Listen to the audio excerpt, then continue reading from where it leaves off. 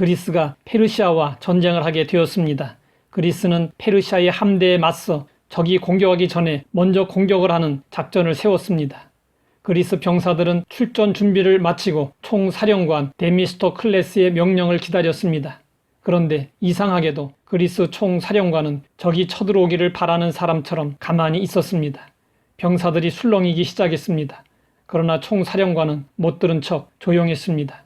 한동안 침묵하던 총사령관이 드디어 공격 명령을 내렸습니다. 그리고 그는 앞장서서 지휘를 했습니다.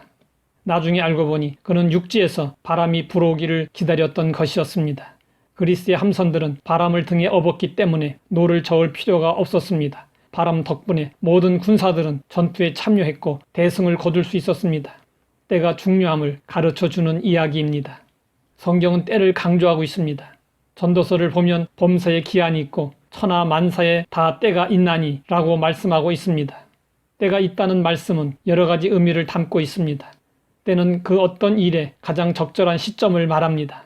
따라서 우리는 때를 놓치지 말아야 합니다. 때를 놓치면 우리는 더 많은 수고를 해야 합니다. 나이가 들면 배울 때가 있다는 것을 알게 됩니다. 배울 때가 지나가면 배우기도 힘들 뿐 아니라 배워도 그 효용 가치가 많이 떨어집니다.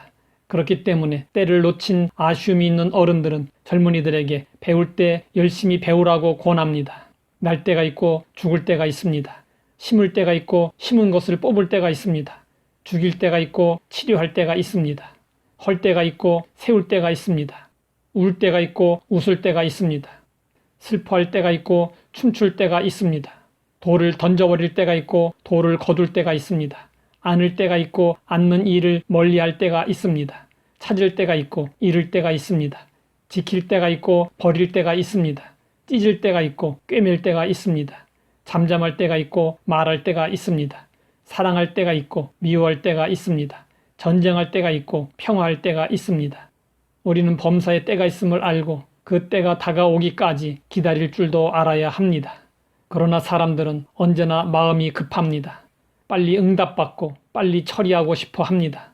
하지만 하나님은 절대로 서두르시는 법이 없습니다. 하나님은 우리가 하나님에 대한 온전한 믿음을 유지하면서 기다리는 것을 보십니다. 이 기다림의 시간을 통과해야 복이 임합니다. 때를 기다린다는 것은 기회가 찾아왔을 때 그것을 붙잡을 수 있도록 만반의 준비를 하는 것입니다. 성경은 우리가 구원을 받고 은혜를 받는 일에 있어서도 때가 중요함을 강조하고 있습니다. 보라 지금은 은혜 받을 만한 때요. 보라 지금은 구원의 날이로다. 성경이 강조하는 때는 바로 지금 이 순간입니다. 왜냐하면 우리는 내일 일을 모르기 때문입니다. 지금 주어진 이 순간만이 나의 시간입니다. 그러므로 지금 은혜 받아야 하고 지금 구원을 받아야 합니다. 지금 사랑하고 지금 충성하고 지금 실천해야 합니다. 스티븐 그렛은 독실한 신앙인이었습니다. 그는 프랑스 태생으로 미국의 어느 마을에서 죽었습니다. 오늘날 사람들이 그를 기억하는 것은 그가 남긴 명언 때문입니다. 나는 이 세상을 한 번만 지나간다. 내가 할 수 있는 어떤 선행 혹은 그 어떤 친절도 미루지 않고 당장 실천하겠다.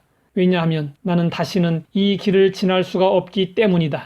아무도 시간을 멈출 수 없고 훗날을 위해 보관해 둘 수도 없으며 자기가 원하는 만큼 늘릴 수도 없습니다.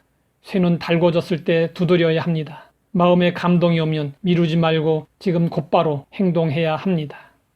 하나님 아버지, 우리는 항상 조급한 마음으로 살지만 범사에 때가 있음을 알게 하시니 감사합니다.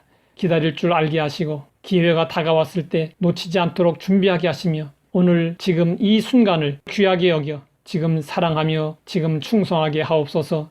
예수님의 이름으로 기도드립니다.